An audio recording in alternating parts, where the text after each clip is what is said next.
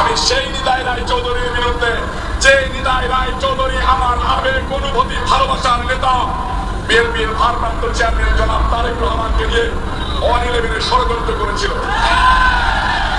আমি কিন্তু ব্যক্তি নিতাই রায় চৌধুরীর বিরুদ্ধে নই, আমি সেই নিতাই রায় চৌধুরীর বিরুদ্ধে, যে নিতাই রায় চৌধুরী আমার নেত্রী বেগম খালেদা জিয়াকে 111 জেলখানায় ভরতে চেয়েছিল।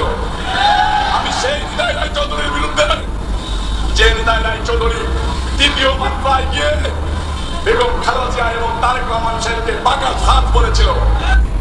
যাই হোক, ভিডিওটি আপনারা শুনেছেন।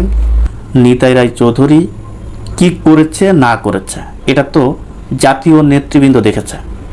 এই দায়িত্ব তো নয়ন ভাইকে নেওয়ার দায়িত্ব কিন্তু বিএনপি দেয় নাই।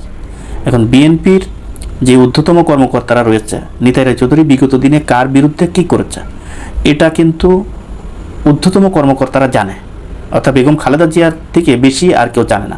তা বেগম খালেদা জিয়াই তো তার বিরুদ্ধে ব্যবস্থা নিতে পারে।